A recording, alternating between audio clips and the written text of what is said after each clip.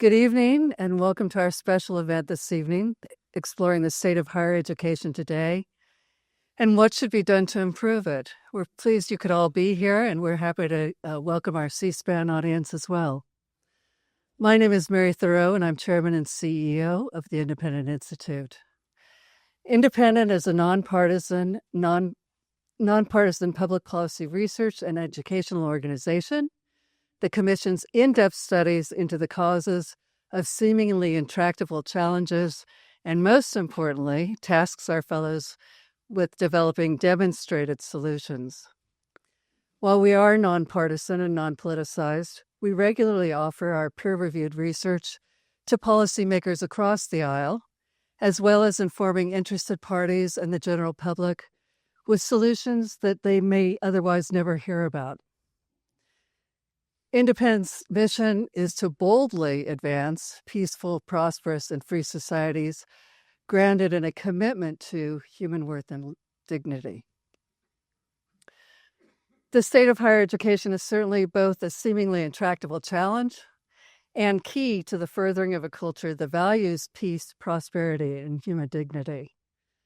The movement away from academic integrity, open inquiry, and meritocracy is a severe threat, and our two discussants this evening have been at the forefront of both calling the alarm and advancing what must be done to establish institutions of higher learning that serve their intended purposes.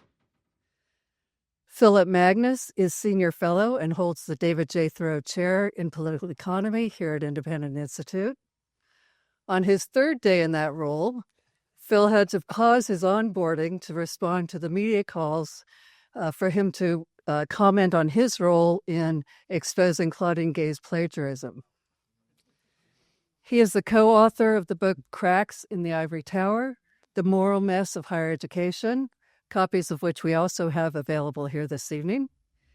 And he's the author of our forthcoming book, The 1619 Project Myth. Okay. Richard Vedder is Senior Fellow with Independent Institute and Distinguished Emeritus Professor of Economics at Ohio University. It's been our very great pleasure to work with Rich over many years, from his work as a labor economist in our book Out of Work, and more recently his current specialization in higher education, including our recent book, Restoring the Promise. Rich is frequently cited across the media, including in the Wall Street Journal, Forbes, NPR, and many other outlets. In the new book, Let Colleges Fail, which comes out next Tuesday, so those of you who have it have a book that hasn't been published yet, Rich offers this refreshing prescription, that what we see daily in the world around us of businesses failing and new businesses being created that better meet our needs ought to be reflected in the higher education.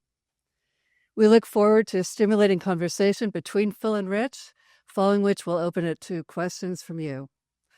Phil? All right. Thank you, everyone. I'm very happy to be here for what promises to be an exciting event about an exciting new book.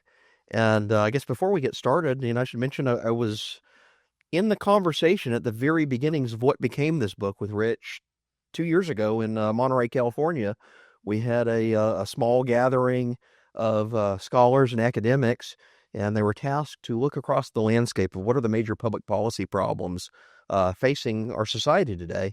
And I know you'll be shocked, but several people raised their hand and said higher education's a mess. But higher education's a mess on many levels and frontiers, and we can talk about some of the dimensions of those. I want to hold the questions and commentary on the ideological nature of higher education, the wokeness question, though, and start us off by asking Rich just to survey the landscape of the problems that faced our university system, both as public institutions, as asking the question of whether they're even servicing their major public purpose of providing education to society. And a way I like to think of this is noticing the fact that we invest billions of dollars every year of public resources in higher education under at least the philosophical premise that there's a return to society. They educate our children, They make scientific discoveries. They curate knowledge. They sustain a well-educated, literate, and functional society, and therefore come with their hands to the public and say, give us money. Is that being met? No, we're not meeting the needs of the public. And there's empirical evidence. I don't want to get too nerdy with statistics, but between 1636 and 2010, that's a fairly long period of time. 374 years, if I'm doing the math correctly. I studied in the early days when people knew how to do things like that. In that 374 years, college enrollments grew from nearly zero with the founding of Harvard College to well over 20 million, and the percentage of the American population attending college went up almost all the time. Oh, sure, during the Civil War it fell, during World War II it fell, but even during the Great Depression, college enrollments went up. Everyone said the great aspiration is to become more educated. Colleges are the wave of the future, etc., etc. Since 2010 or 2011, college enrollments have actually fallen. They've come back a little bit recently. They have fallen as a percentage of the population or percentage of those 18 to 21 or whatever group you want to look at. So people are saying colleges are not meeting our needs, our aspirations as much as they used to.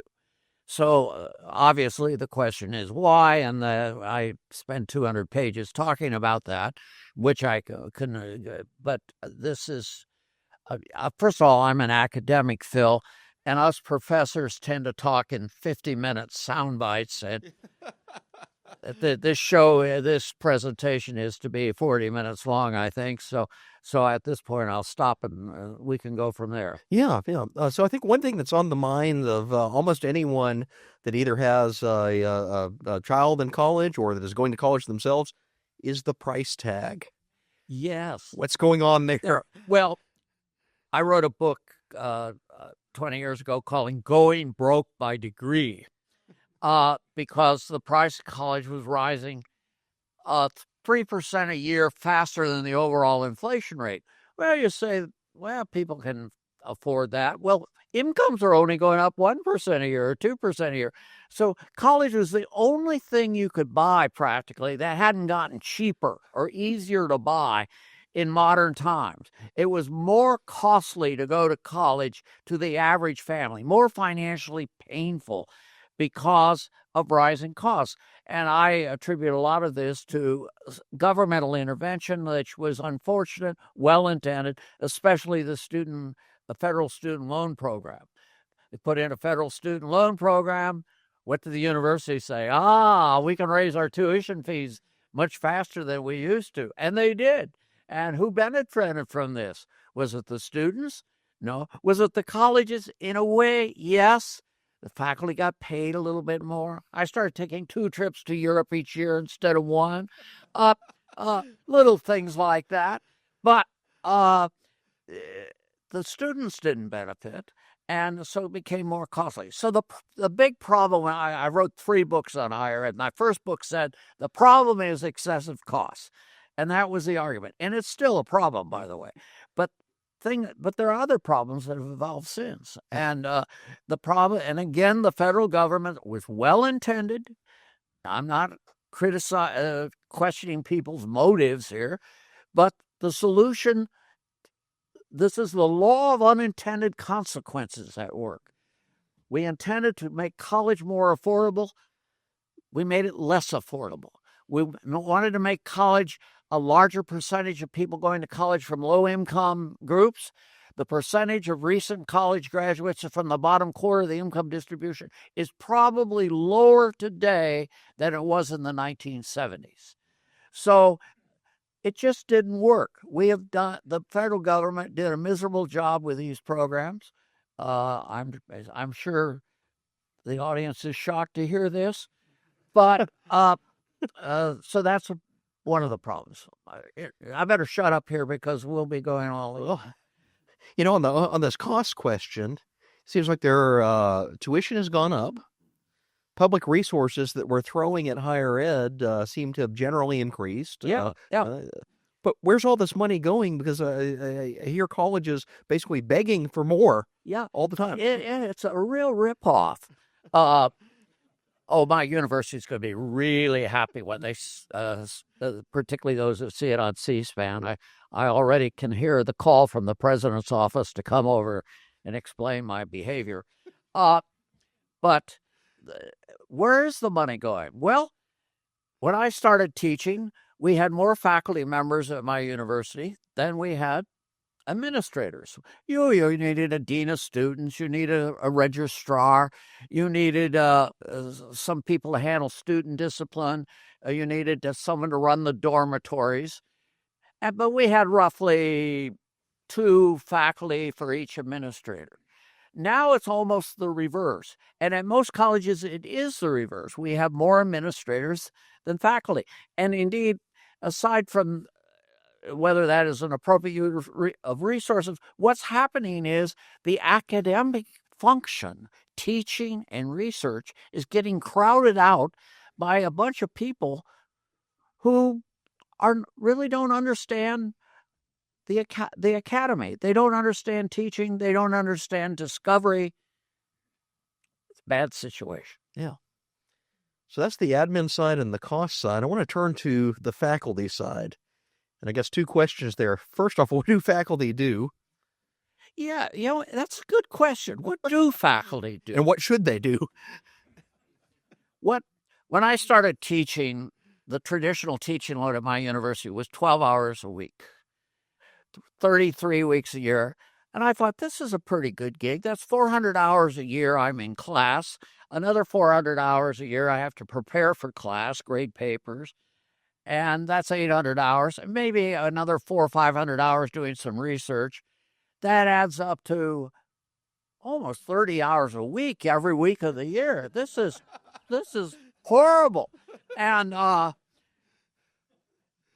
that actually is far more than the teaching load became in the next decade or 2 after that. We had to cut teaching loads. Why? So faculty could publish articles. For whom? The Journal of Last Resort, or whatever the name of the journal was, so that they could get promoted to associate professor, full professor, get tenure, and so forth. So a lot of really relatively worthless research was turned out. And now, on top of that, it's turned out we have a scandal problem in research, which we discussed. Academic rigor issue. Yeah. What's going on with academic rigor? Yeah, but there's a problem of academic rigor, and also a problem of downright lying and cheating. There's a lot of stuff that's getting published today that is based on faulty data. Oh, you wrote about Claudine Gay, Phil, plagiarism with the president of Harvard University. Stanford University had a president who was eased out because of academic irregularity, should we say. So we have an integrity problem. When an institution loses its integrity with the public, it's in deep trouble. So that's one area where we need to work on. So there's a credibility problem that seems to have emerged and maybe spilled over into the public in recent years, not only with the Claudine Gay style scandals that are on the front page. One of the things that really struck me about that, even as I'm commenting on it, is the number of people that rushed to her defense. Yeah. And you look at their own syllabi in their own classroom, and they have the same rules against plagiarism that they were defending her and excusing her on. Yes. Well, there's no question that the academic community is engaged in a lot of what us nerdy economists call rent seeking. That is, they want to get paid more than they're worth. That's a very simple definition of it. And we have a lot of that. This is true of human nature in general, I will admit. But because of various, particularly government programs, we have induced people to engage in behavior that is counterproductive, it's costly, and it does detract from the educational mission. Yeah. So therein lies a problem. So an incentive problem at its core. Incentive. The thing, I was thinking when I heard we were doing this, what is a one word, if I had to pick one word, not one sentence, one word that I would use to describe the problem in higher ed in the United States, it's probably the word incentives. Because in the private sector, in the broader business sector, incentives are powerful, they're pervasive, and if you do bad, you fail. So we talk in this book about creative destruction. This nation I'm an economic historian. This is my livelihood for my whole life. We went from being a poor nation, extremely poor nation, not even a nation, poor colonies, to becoming the richest nation in the world, in part because of the dynamics of what Joseph Schumpeter called creative destruction. Businesses who make mistakes, who err, who maybe don't adopt a new technology, don't catch on to new fads and consumer tastes, they lose. If you took the top 25 Fortune 500 companies in the year 2000, how many of them were in the top 25 20 years later? 6. 6 out of 25. The rest didn't all die. They merged, I think, was it Exxon merged with Mobil and so forth. But they all changed. How has Harvard changed? How has Stanford changed? Well, not in particularly productive ways. Yeah. We'll talk about one of those elements of change because I think it's underlying many discussions that we have of higher education today, and that is the political or philosophical trajectory of the academy. Has moved unmistakably leftward in the past several decades, but it seems like it's accelerated in recent years. I think it has accelerated, and I've been teaching a long time. I tell everyone I was talked about in the New Testament of the Bible, and that's a little bit of an exaggeration. But I've been around the block a few times. I feel that this is just my offhand guess, that when I started teaching in the 60s, there was a bit of a liberal, progressive tint to college education. Maybe 50-60% of the faculty were, quote, liberal, and maybe 20-25% were conservative, and then another 30, whatever's left, 25-30% were middle of the road. But that has changed a lot, and the academy has the conservative, libertarian, market-oriented folks numerically have become much smaller. There's no question about that. And I think we have a lack of intellectual diversity that is frightening, and the colleges are not doing enough to deal with it. We have organizations such as the Independent Institute who are doing research and offering alternatives to what the colleges do, or additions to what the colleges do. I think that has helped a lot, but we still have a problem of within the academy itself of a lack of intellectual diversity. So the intellectual diversity question is interesting because it's at the forefront of a lot of policy proposals that are coming about right now. And I juxtapose that to, look at some of the things that are happening in, say, Florida under Governor DeSantis down there has made reforming higher ed a target. You have other areas in the Trump administration, Department of Education, which, in some ways are attempting to dismantle. But I think the ideological question is a major component of that. And yet one of the interesting things that strikes me about this book is even though the ideological segment of the debate is certainly there and it certainly weighs in on some of the policy prescriptions, you have a much more, I'd say, grounded approach to what would induce creative destruction in higher education than just let's slash and burn, cut the funding, drive the liberals out. Walk through that. Yeah, one thing about academics, and I've been one for 60-some years, one thing about academics is They prize job security. They prize. They're risk averse, as us economists say, in a job sense of the word. They want a job. They don't want to have to worry about, oh my gosh, I'm going to lose my job.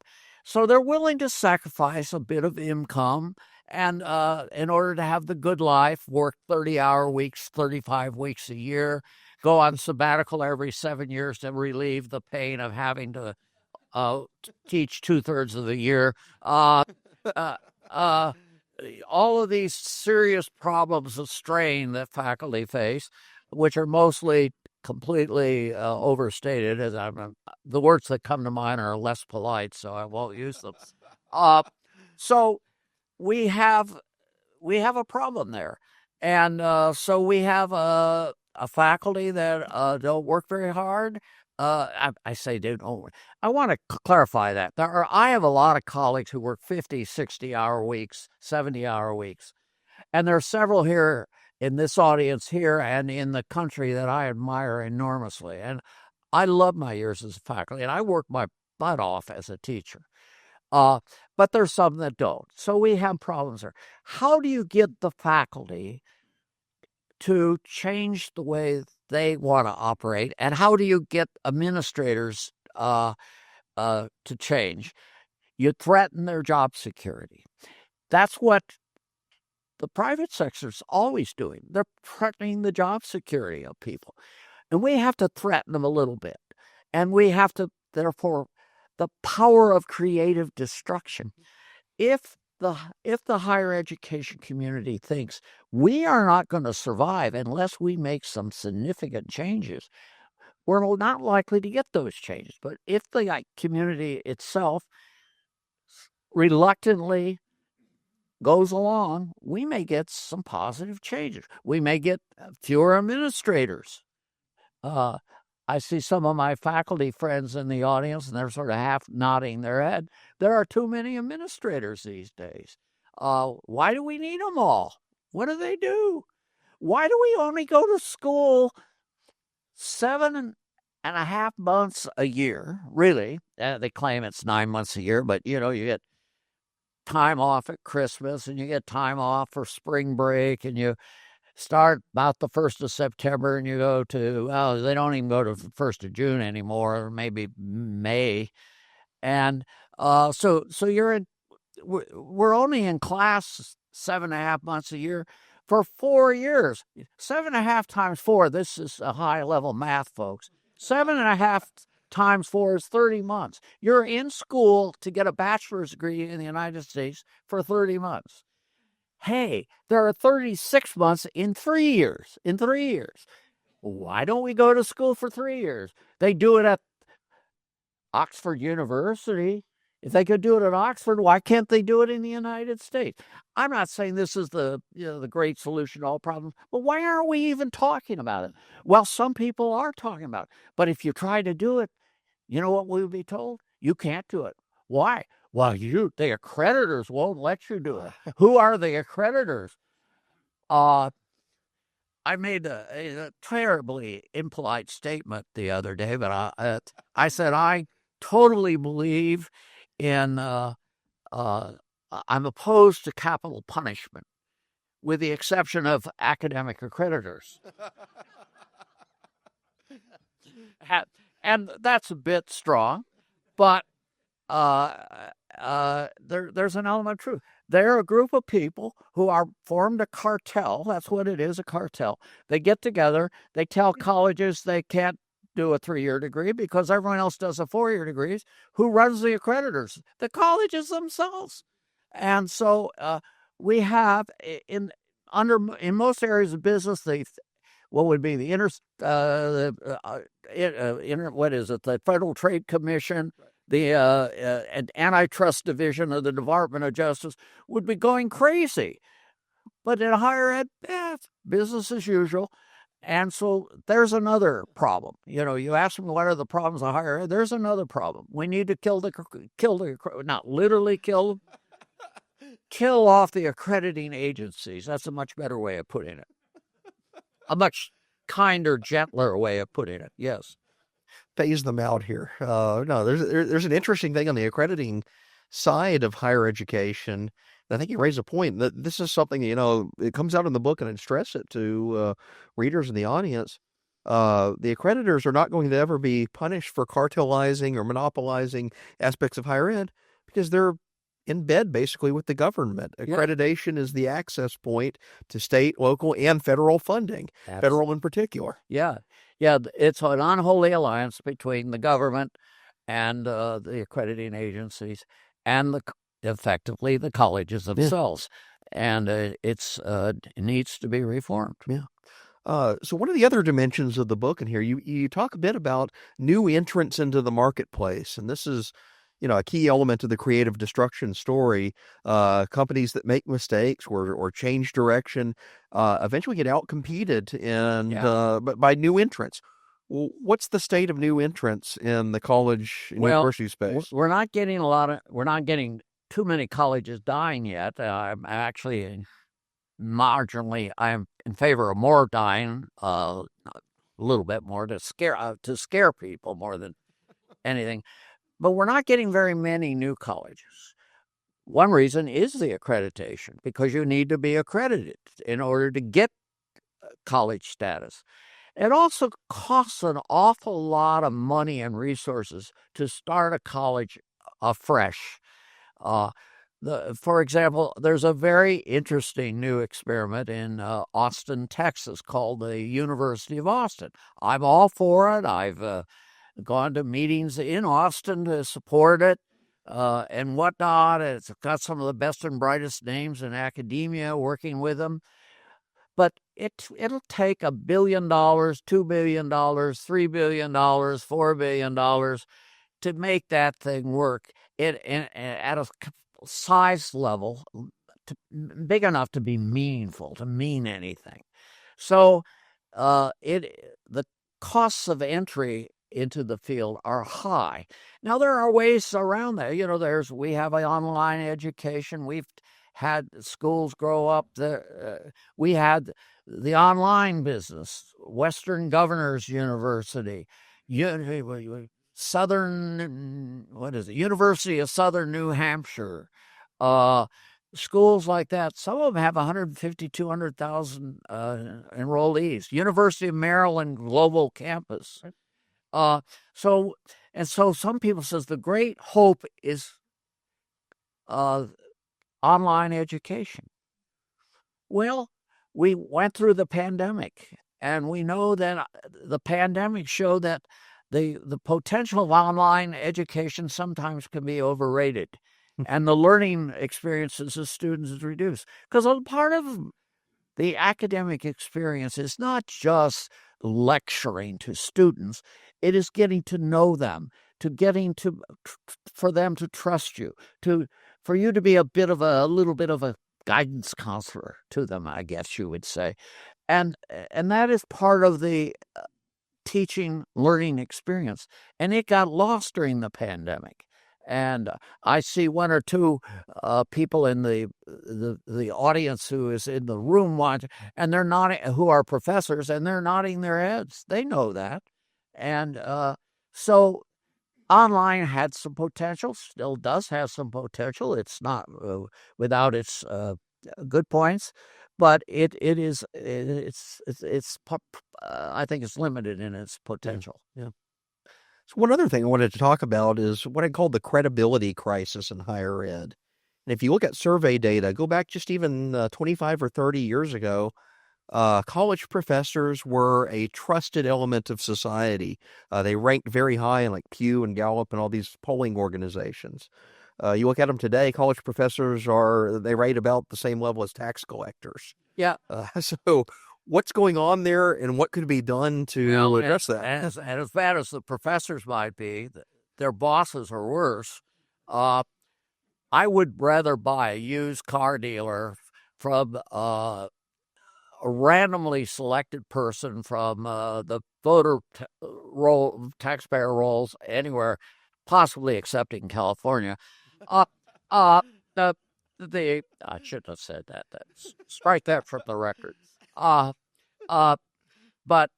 I would rather buy a used car dealer from an ordinary citizen who I didn't even know than from a university president. And one former university president is looking at me, and he's kind of scowling. But it's true. Yeah. There's a credibility problem. We just don't trust the people. And you've got to build that trust. And one way to do it is be honest and don't claim you have all the answers of the world, and don't make claims that are patently absurd. Don't say that your graduates of colleges are all going to succeed. Here's a problem, Phil. 60% of the kids who enter college do graduate, maybe in 6 years. That's nice. But what about the other 40%? What about the kids who graduate, part of that 60%, who the Federal Reserve Bank of New York says are, quote, underemployed, 40% of that other 60.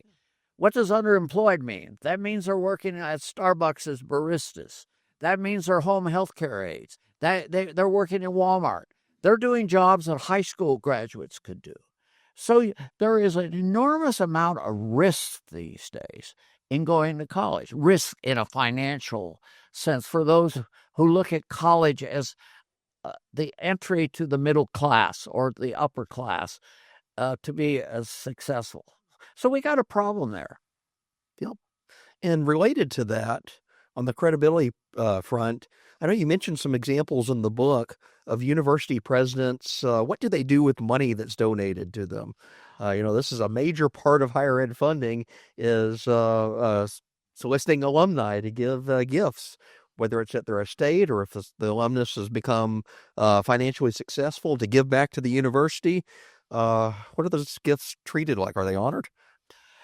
Well, some of them are not honored. They're just not honored, or the schools try to avoid the conditions placed on them. I don't want to make a uniform statement saying that all college presidents and all advancement or development offices are full of crooks and so on, because that isn't really the case. I think most gifts probably are honored to some extent. But there is some lack of integrity to the process. There are some gifts that are being made that are just, and then some big ones. Princeton had a little $600 million problem with a gift. I mean, $600 million, even in this day, is real money. And the university got sued because it was misusing money. And there are other examples of that. I don't want to name them all because I couldn't, but it is an issue. Yeah. And then finally, before we go and open it up to the audience to question, I wanted to turn to credibility on the faculty side. And I see your eyes are getting bright there. And several recent instances come to mind.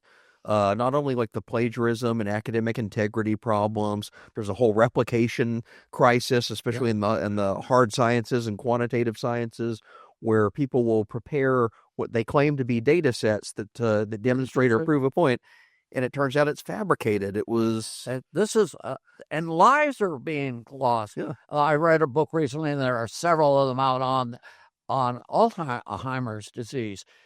People writing these books saying, well, we got the solution to this, and if these new drugs will dramatically reduce the problem, and turns out the results are fabricated. So research went off on the wrong track for a while. Yeah.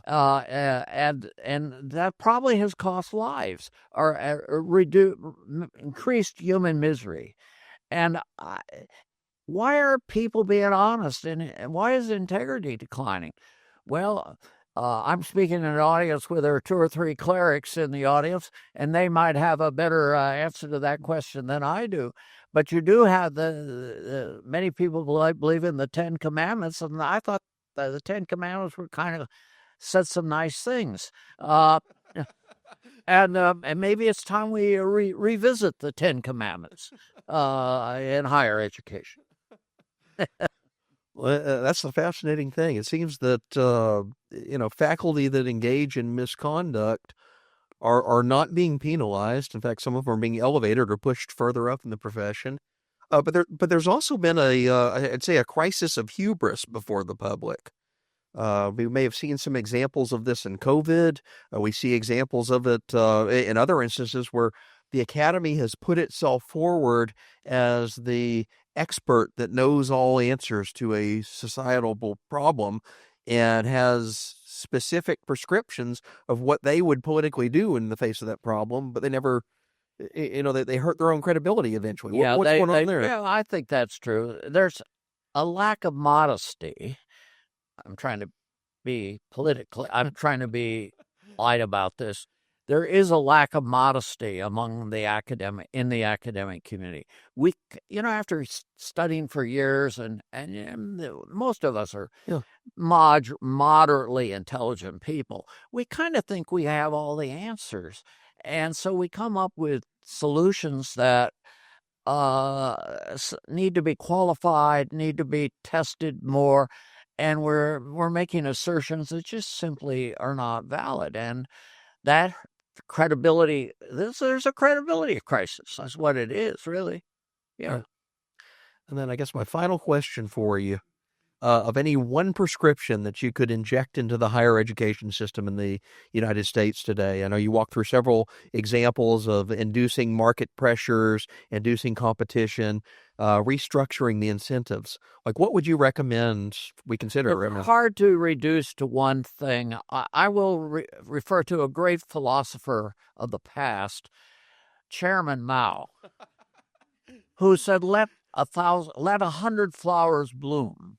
I think there are many things we need to do, and I can't reduce it to one, but I do think we need to scare the living daylights out of the higher education community, and creative destruction is a way to do that. Yeah. I think that right-wing philosopher, Chairman Mao, probably from the perspective of many academics and college professors today, but nonetheless, there's something interesting here. Even he is forced to competition. Yeah. And I guess with that, we'll go ahead and open it up for questions from the audience and discussion. I'm Graham Walker with Independent Institute. We're so happy for this discussion. Grateful to Dr. Vedder and Dr. Magness. There may be questions in the audience. Let me turn to this gentleman over here. Yes. Oh, here's the microphone's coming to you. Here it comes. There you go. It appears that there's been an enormous wave of anti-Semitism in college campuses across America. Two questions. Number one, is it real? Number two, if it is, what do we do about it? Well, I don't have empirical evidence on that question. And I teach at a small state school in a rural area where the Jewish population is moderately small, and it has never been a problem, on my campus, for example. So what's going on in the larger schools is really frightening. And I might add, and all of these problems are much more intense in the elite private schools, the Harvards, the Princetons, the Stanfords, my alma mater, Northwestern, is much more intense there than they are at San Jose State University, I think, although I may be wrong about that. I'm not saying they don't exist there. One thing we ought to do is when people behave in a totally despicable and immoral way, is we ought to throw them out of school. Why are we throwing some of these people out of school? Why aren't we doing that? There are occasionally schools that do that. There was at a school in a liberal arts school in California that I admire, Claremont McKenna College, had some demonstrations, and they said, okay, the students disrupted an event, what do they call it, the cancel culture. So they moved the event to another room, and they televised it and let everyone watch it. And then the kids who disrupted were thrown out of school. Oh, that's great. That's great. We need to throw more kids out of school who misbehave. Well, especially it crosses the line from free speech when they start intruding upon other students' ability to attend classes or to freely move across campus. Yeah, absolutely. And we've seen, I think, unfortunately, a normalization of activities that they operate under the cover of the name protest, but they actually move into committing violence or impeding students from going to class, shouting down speakers, driving people out of the lecture hall. And certainly recently some of that has taken on an anti-Semitic flair, although I think there's also a broader radicalism afoot that people see certain types of speech are not to be tolerated, and therefore they're legitimately targeted to shut them down and cancel them. Absolutely. Do schools still have a code of conduct that the students are supposed to agree to? Say your question again, Do please. schools still have a code of conduct that all the students are supposed to agree to when they go there? As a general rule, yes. There is a code of conduct. The name varies from school to school. There's a student handbook at I think every school has a student handbook. You shall do this, you shall do that, or you shall not do this, you shall not do that. And but we often ignore it. And I mean, by we, I mean the administration, the president of the university. They're setting a bad standard. I mean, every student code of conduct, every university in the country that I know of has rules against plagiarism and academic integrity issues. And you're not allowed to cheat on tests. But if the rules that are being applied to students are not applied to the faculty and are not applied to the president of the university, we've got a problem. Yeah. There's another question down front. Here comes the microphone on its way to you. So I'm kind of curious about your thoughts on this. It seems that a lot of the universities have lost track of what their mission is. Rather than being a sort of the pursuit of knowledge, it seems to be rather indoctrination. I think for most of the people here, if you were to go to college classes for a couple of days, you would see plenty of that. And I'm just curious what you both think about that. Well, I didn't talk about it much up to this point because I was told that we were going to kind of downplay that dimension of the college experience. But now that you mentioned it, it is a problem. It is a problem. And the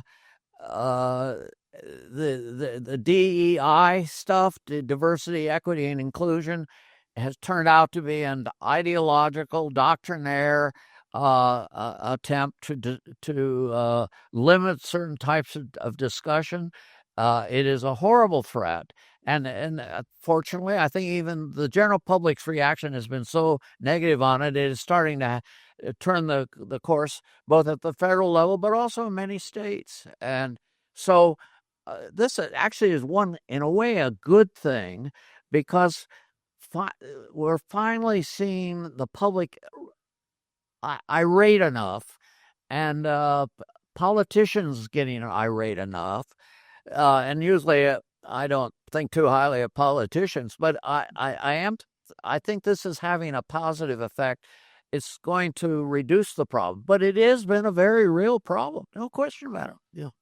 Well, I think what it gets to the core of, we've seen an emerging mismatch between the faculty and administrators, as Rich noted, are very, very far on the left and have moved more so over time to where there's very little representation, whether you want to say conservative, libertarian, not even moderates.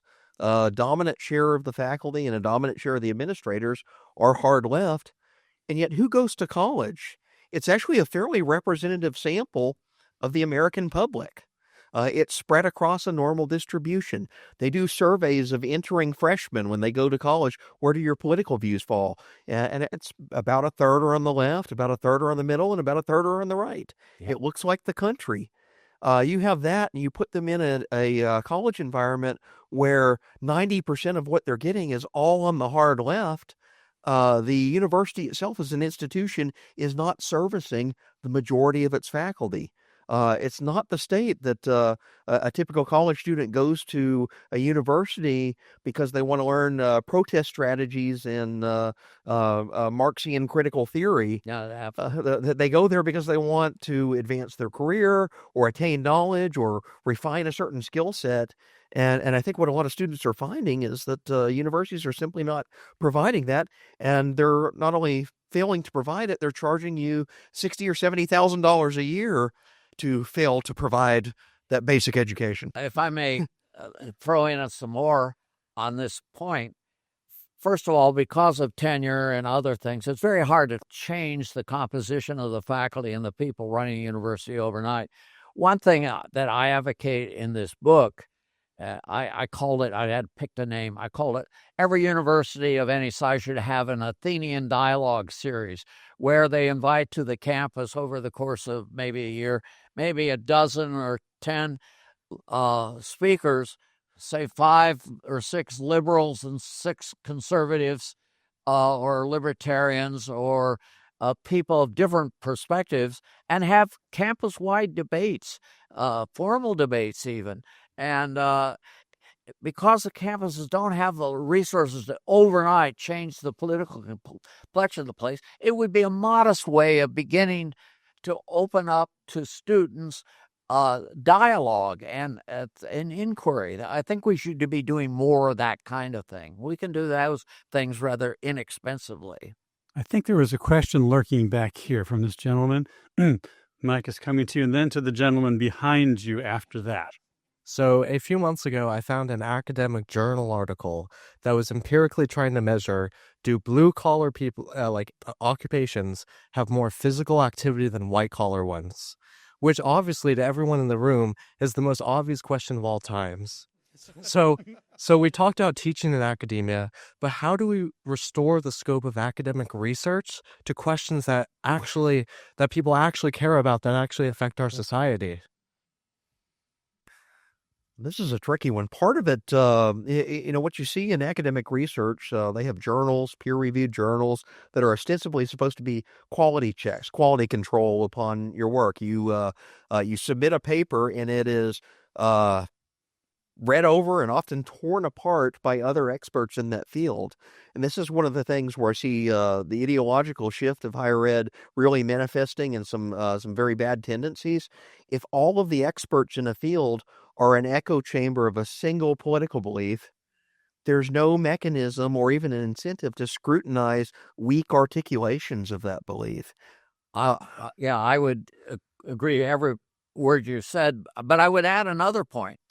We have too many academics doing research on some topics, most topics. How many articles were written in the first 20 years of this century on William Shakespeare for academic journals? More than 20,000, 1,000 a year, 3 a day. So every day you could read an article on Shakespeare for breakfast, another one in the afternoon, and a third one in the evening. Now, I love William Shakespeare. I don't think we read enough Shakespeare. I love Shakespeare. The bard was wonderful. But is there that much new stuff to be said about Shakespeare? He died in 1615. He's been dead for 400 years. Isn't it time to maybe look at something else? We have too many people writing on Shakespeare, and we have too many academics, maybe. And maybe I don't want to kill them off, but maybe it's time to reassess the way we teach and do research. There were a couple of other questions over here. First, the gentleman here, and then over here. Yes, yeah. Dr. Vedder, come to you next. Yeah, you make a number of very valid criticisms of higher education throughout your books, your articles, and so forth. But I'd like for you to, if possible, explain the basis of the idea that creative destruction can change this institutional environment that we're in, which has billions and billions of dollars owned by the richest universities in the world, and the basically having a monopoly nearly on research in the country. How is this realistic that creative destruction can have any impact on that? It is you're asking a very legitimate question. I don't think it is easy to do this. I don't want to talk about current events and whatnot, but it is interesting that the developments in the last couple of months at the federal level, which are an abrupt policy change from what had occurred before, is having some impact on society. And it may have just enough impact that it might seriously lead to a reevaluation of the way we're doing things. I'm not saying it will. And I don't want to get into the current policy debates and so forth. But you're raising a legitimate question. When, for example, professors have tenure, universities have endowments, as you pointed out. So that there's a lot of layers of protection, I guess you would say, that sort of insulate the present system from change. It doesn't completely insulate it, though. It provides a level of protection, but it doesn't provide complete protection. But if we're going to change things, we got to start somewhere. And I think some of these ideas that we've mentioned in this discussion tonight, and if I dare say so, in my little exercise here called "Let Colleges Fail," I think might have a positive effect. Yes, and Graham, you're in charge of this. Right, the lady right here, Paul, in front of you there. Yes, she's been waiting a while. Another question in the back too. So there's so many different kinds of jobs out there, and jobs are changing and so forth. And how much does leadership, the presidents of the universities and colleges, and the deans spend on what the program should be? What's the strategic way they should go? My experience is they spend most of their time trying to raise money. Yeah, that's a very good question. I think university governance needs to be revisited and discussed more. The worst job in the world, and we have one or two who've had this job, including our moderator right now, been university presidents. It is the toughest job in the world, really is, because there are so many different factions. But we need to rethink that. What do the boards of trustees of universities do? Usually nothing. But one of them told me, a friend of mine, former student of mine, who is on my university board of trustees, I said, well, how do you like being on the board of trustees? He says, I'm a potted plant, end of quote. We do nothing except go to the meetings, vote on things, and so forth. It's that same way. A school like Stanford or Northwestern or Harvard have 75 members on their board of trustees. Ridiculous. They don't do anything. And so why don't we have boards that have some clout, has some financial expertise to deal with financial issues, legal expertise to deal with legal issues? Universities are complex institutions. They need all to cover all these areas. Even doctors to talk about medical. What should we be doing in terms of medical coverage, medical education, and so forth? Why don't we make the boards of trustees important? Good question. I don't know the answer, but I think we ought to be talking about that more.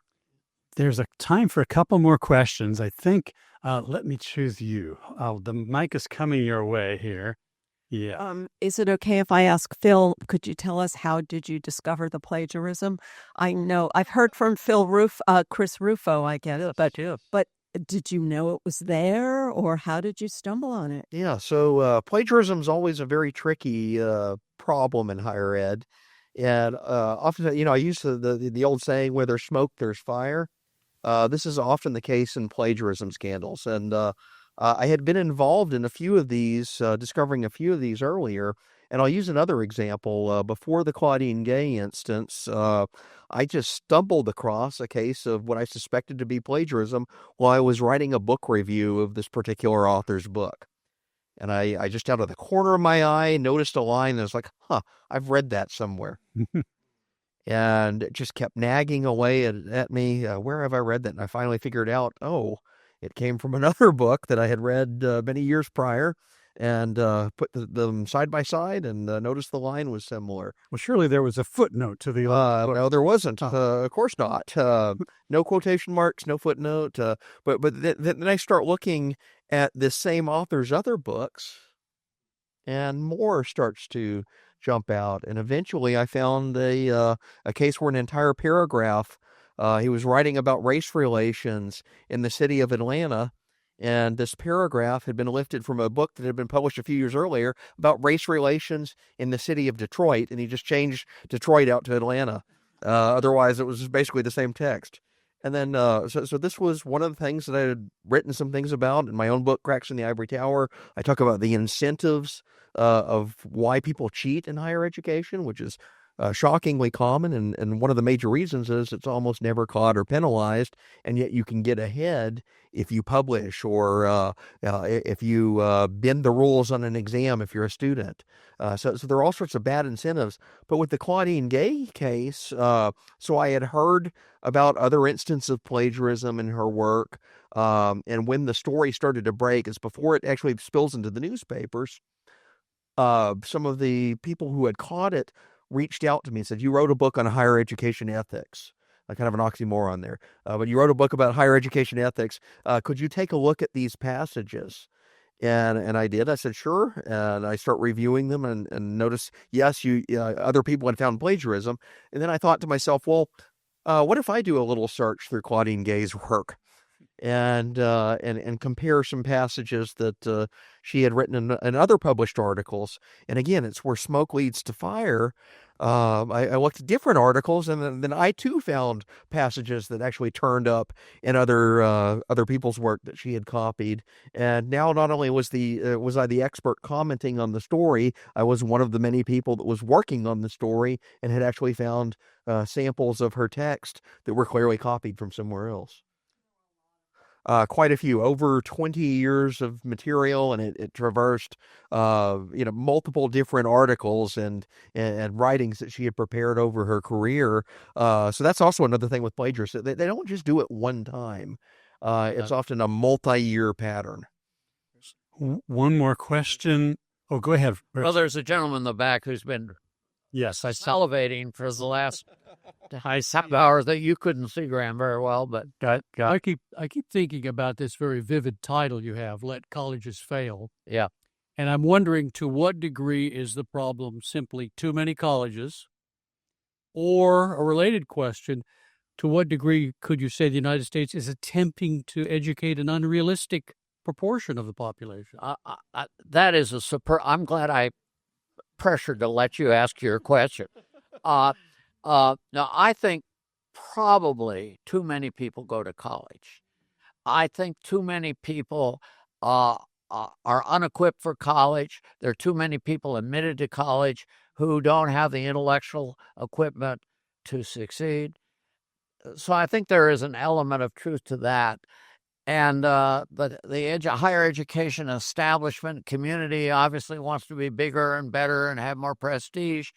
And they have managed to convince the public generally that you've got to go to college or you're a failure. And we're finding that that's less true.